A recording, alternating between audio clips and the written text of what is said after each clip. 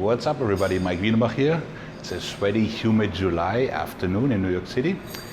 And we're talking about fat burners, like the coolest thing ever. Today's topic is ephedrine. Okay? Ephedrine used to be insanely popular until it became outlawed in the States. So, what's the story? Ephedrine is a beta-2 mimetica, just like clenbuterol, salbutamol. It is used for asthmatics. However, bodybuilders, in their never-ending quest for better physiques and more drug abuse, figured at some point that it has the following properties. It suppresses appetite, it raises body temperature, and it gives you energy, which are all awesome things when you're dieting, right? So, ephedrine galore? Yes and no. So, big disclaimer. Ephedrine is effective if everything else is in check, such as diet, training. You can get another 5% or so out of it. The issue is that in the States you can only buy ephedra, which is the herbal version. You never know what you're actually getting. So that's the first issue. But let's say if you could get the proper stuff, what to do with it. So normally it's being administered in dosages of about 20 milligrams to 25, 3 times a day with some caffeine. That gives us a synergetic, effect, meaning 2 + 2 = 6. We used to add in aspirin, but that really has no benefit and can be tricky on the stomach.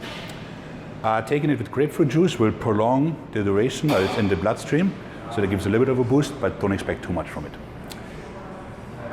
The receptors, however, are not your friend, so they will burn out. So there's 2 ways to handle it. The smart way, which is to take 5 days on, 2 days off the drug, or the I want to do it all and live today and not think about tomorrow way, which is to take keto-5 at night, which then will clean the receptors and you can prolong the circle indefinitely. So that's the setup. Ephedrine can be harsh on the heart. It's not as bad as clenbuterol, but you should watch it carefully. You should not use higher dosages than what I just recommended. You should not use recreational drugs, and you should have your diet and training in check. Now, as for stacking, there's 2 components that I find interesting.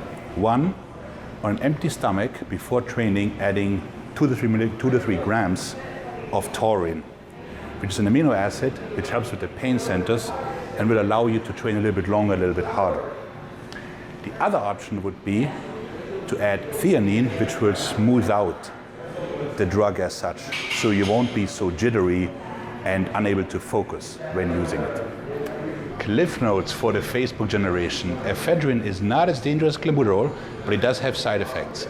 And therefore, use it only for 5 days at a time, take 2 days off, 6 weeks total. Do not use more than 70 milligrams a day.